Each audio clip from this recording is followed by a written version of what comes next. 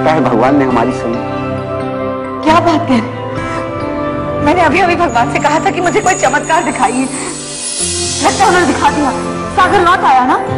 बोलिए, कहाँ है वो? कहाँ है सागर? तुम्हें सागर के लौटने की खुशी होगी? और नहीं तो क्या मामा जी।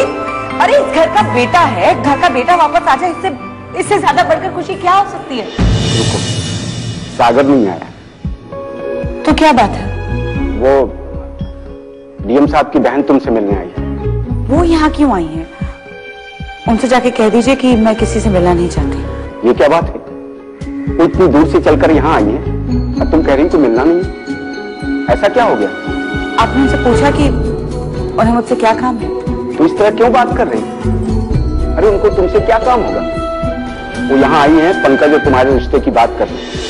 जानती हूँ, इसके अलावा उन्हें और कोई काम हो ही नहीं सकता। बेटा आखिर तुम्हारे और पंकज के बीच में ऐसा क्या हो गया है जो तुम्हें ये रिश्ता मंजूर नहीं है? एक काम कीजिए मामा जी, आप जाके उनसे कहिए कि मुझे नहीं मिलना और वो यहाँ से चली जाए। बाकी की बातें हम बाद में कर लेंगे। मैं इस तरह कैसे जाकर कह दूं कि तुम मिलना नहीं चाहती? अरे घर आए मेहमान के साथ इस तरह बर्ताव करते हैं क्या? तुम्हें हो क्या गया है नंदनी? मुझे क्या हुआ है? कुछ भी नहीं। आप जाके उनसे बस बोल दीजिए कि मैं नहीं मिलना चाहती। अरे मैं सीधे सीधे ये जाकर जवाब नहीं दे सकता कि तुम मिलना नहीं चाहती। अगर कहना ही है तो जाओ, तुम ही कह दो ये।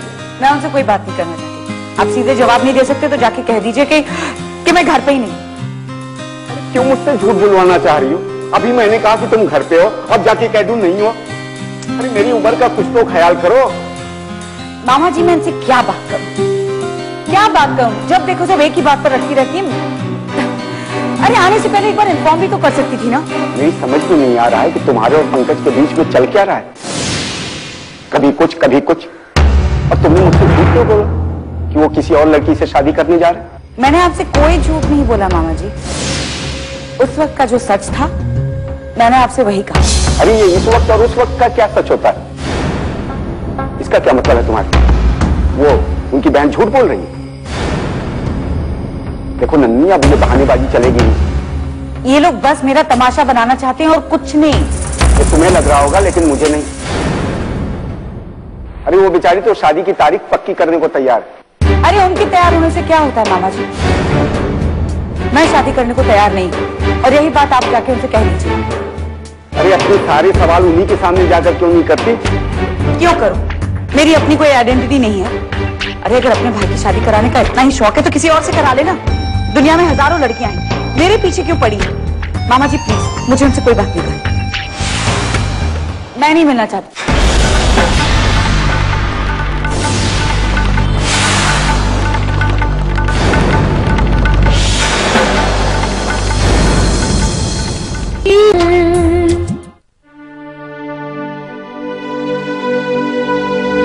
दीदी बगैर मेरे जवाब का इंतजार नंदिनी से मिलने चली गई। शायद उन्होंने मेरे दिल में छुपी उस सोच को जान लिया जिसे मैं सबसे छुपाता रहा। ये कोशिश मैं भी कर सकता था, लेकिन भी हिम्मत नहीं की। अगर नंदिनी ने हामी भर दी तो मेरी जिंदगी को एक नया अर्थ मिल जाए।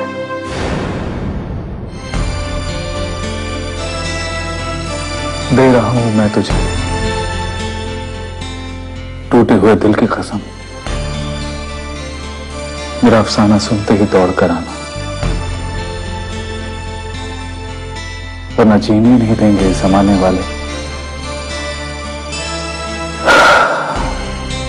हौले दिल पर मेरे महबूब कुछ तरस खाना।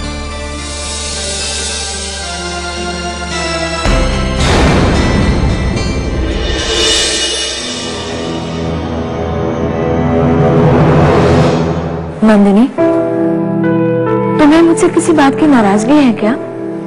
नहीं दीदी, मुझे आपसे नाराजगी क्यों होगी?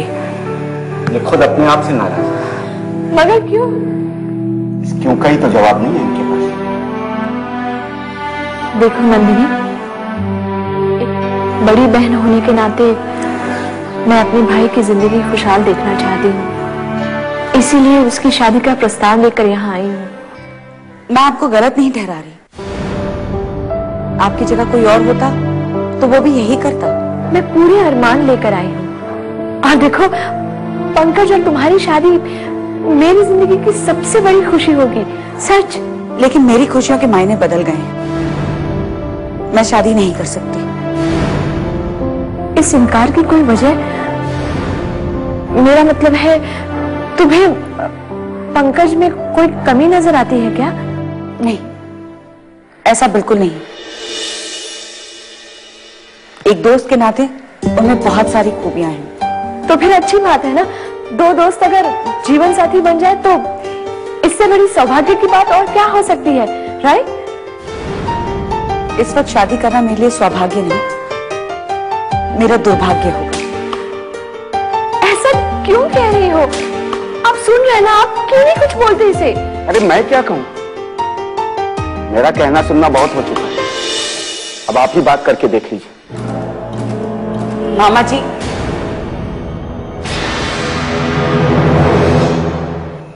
देखिए संध्या दीदी, समय के साथ साथ जिंदगी की जरूरतें भी बदलती रहती हैं। मुझे पंकज जी से कोई शिकायत नहीं, लेकिन शादी अब मेरी जिंदगी की जरूरत नहीं रही। लेकिन नंदिनी, एक जीवन साथी की जरूरत जिंदगी के हर मोड़ पर पड़ती है। अब आपको मैं किस तरह समझाऊं? मेरा साया किसी के लिए भी शुभ नहीं है। अपनी पीहर आई थी और अपने ही पीहर का सर्वनाश कर दिया मैंने। नंदिनी, तुम पढ़ी लिखी एक डॉक्टर होकर भी ऐसी बातें करती हो? निकाल दो अपने दिमाग से ये सारी बातें और जिंदगी की एक नई शुरुआत करो। नंदिनी, आप क्यों अपने भाई की शादी मुझसे कर उनकी जिंदगी बर्बाद करना चाहती हैं? देखिए, मैंने अपनी पूरी जिंदगी अपने पीहर के नाम कर दी है। अब मेरी जिंदगी की कोई नई शुरुआत नहीं होगी, सिर्फ अंत लिखा है मेरे लिए।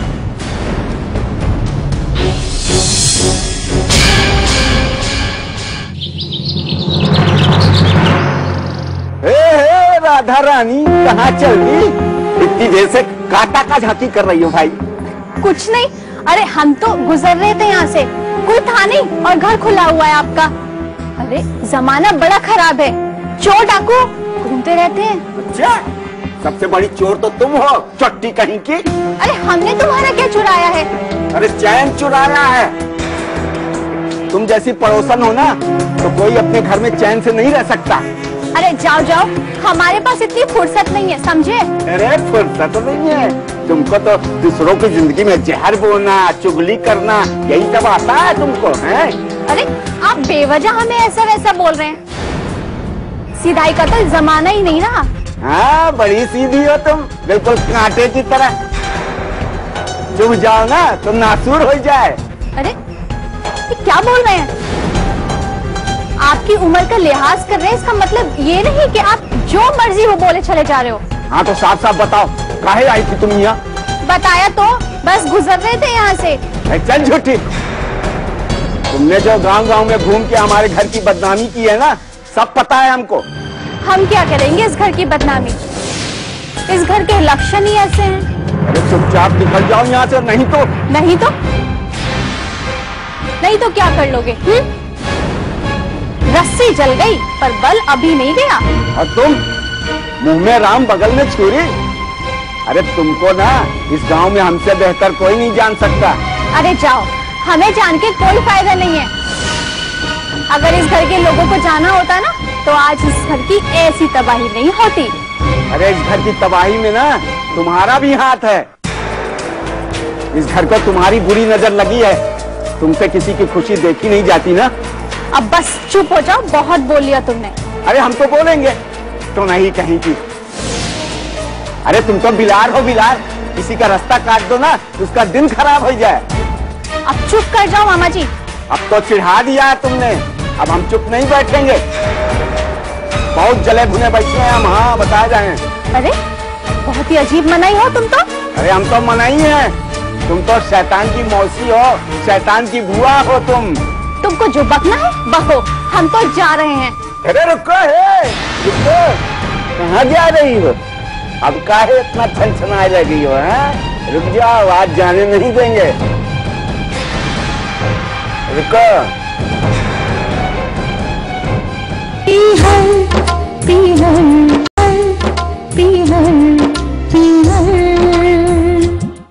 नंदिनी, क्यों इतनी निराश हो गई हो?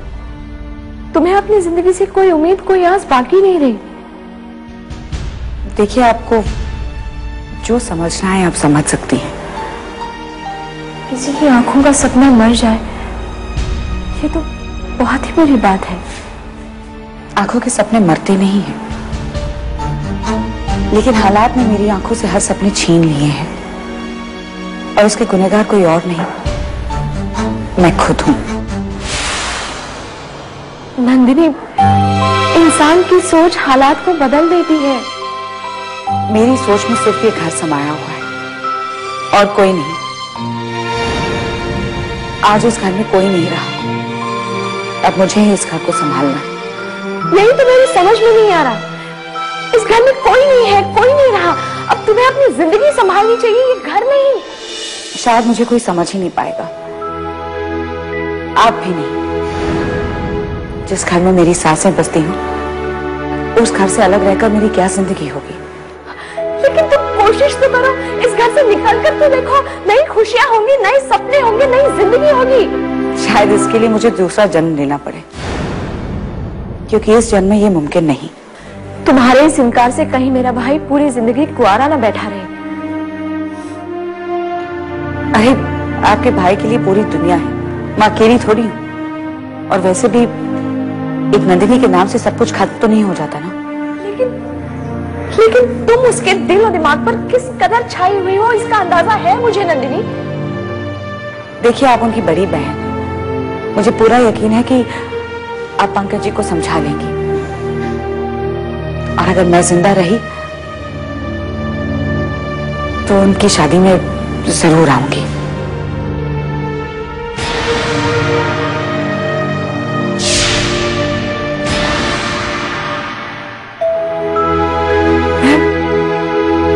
तुम्हें उसकी जिंदगी में शामिल करने की बात करने आई हूँ। मैं बहुत उम्मीद लेकर आई हूँ। उम्मीद तो जिंदगी से मुझे भी बहुत थी, लेकिन अब सारी उम्मीदें टूट गई। आप प्लीज मुझे माफ कर दीजिए। देखो नंदिनी, तुम्हारे लिए ये बहुत अच्छा मौका है। मेरे भाई का रिश्ता ठुकराकर तुम अपना बहुत बड़ा नुकसान कर रही हो। आखिर आपने सच कह ही दिया ना। आपके दिल में जो बात थी आपकी जुबान पर आ ही गई। फायदा नुकसान दीदी व्यापार में दिया जाता है, लेकिन प्यार में नहीं। ये बात शायद आप कभी नहीं समझ पाएंगे, लेकिन पंकज जी मुझे अच्छी तरह समझते हैं। तो तुम ये बात मानती हो कि तुम्हें पंकज से प्यार है, या फिर क्या? प्यार का मतलब शादी तो नहीं ना? मुझे ऐसा लग रहा है कि पंकज की किसी बात से तुम्हें चोट पहुंची है। जी नहीं, मुझे किसी से कोई शिकवा या शिकायत नहीं है। जो बात है साफ साफ कहो ना, इस तरह दिल में रखने से कौन समझेगा? कोई समझे या ना समझे, ऊपर वाला जरूर समझेगा। आप अपना वक्त क्यों बर्बाद कर रही हैं? प्लीज जाइए यहां से, आपके भाई को बहुत सारे रिश्ते मिल जाएंगे। लेकिन तुम्हें? देखिए, किसी को मेरे बारे में चिंता करने की कोई जरूरत नहीं। मेरी आंखों में इस बात को लेकर आंसू कभी नहीं आएंगे कि मेरी शादी नहीं हुई।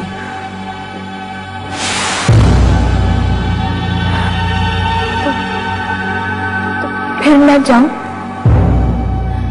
मैं पंकज को क्या जवाब दूंगी नंदिनी?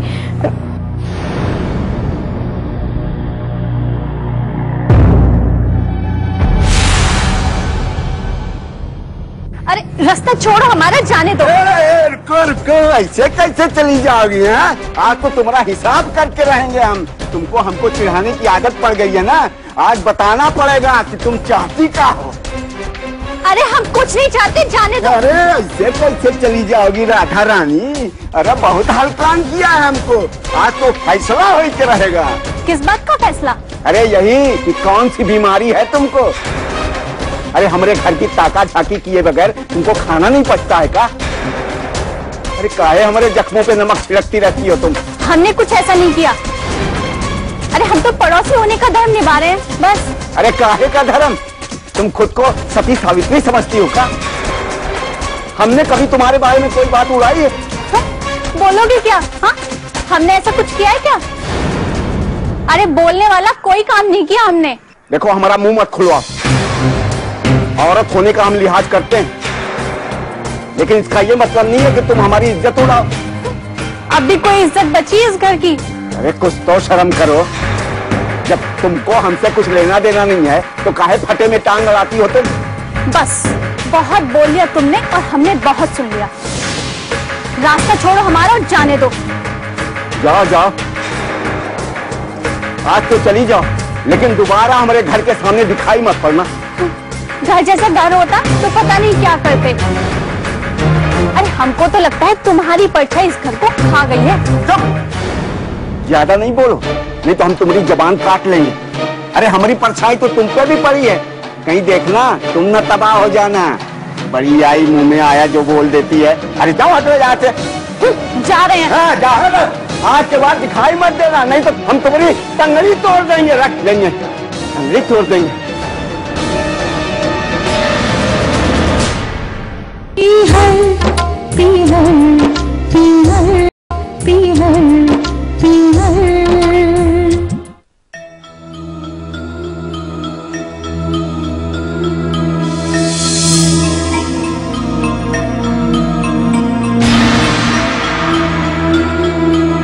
क्या हुआ?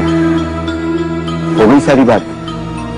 हाँ, मैं तो बात बनाने आई थी, लेकिन यहाँ सब उल्टा हो गया। मैंने पहले ही कहा था आपसे, उनके बीच जरूर कुछ ऐसी बात हुई है जिसकी खबर आपको नहीं है। जी नहीं, उनके बीच में ऐसे कोई भी बात नहीं हुई है।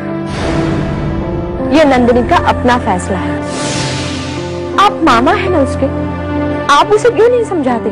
अरे मैं समझा समझा कर हार चुका हूँ। कुछ जिद्दी लग रही है। जब उसने आपकी नहीं सुनी तो मेरी क्या सुनेगी? लेकिन इस तरह शादी से इनकार करके वो बहुत गलत कर रही है। अब गलत क्या है और सही क्या है ये तो वही जाने। ये उसके अपने भविष्य का सवाल है। यूं अकेले जिंदगी नहीं बिताई जा सकती। पता नहीं उसे शादी के नाम से ही नफरत होने लगी। ये नफरत मेरे भाई को लेकर तो नहीं है? नहीं नहीं, ऐसी कोई बात नहीं है। बस शादी का नाम लेते ही पता नहीं उसे क्या हो जाता है। आप उसे समझाइए, अभी उसकी इतनी उम्र भी नहीं हुई।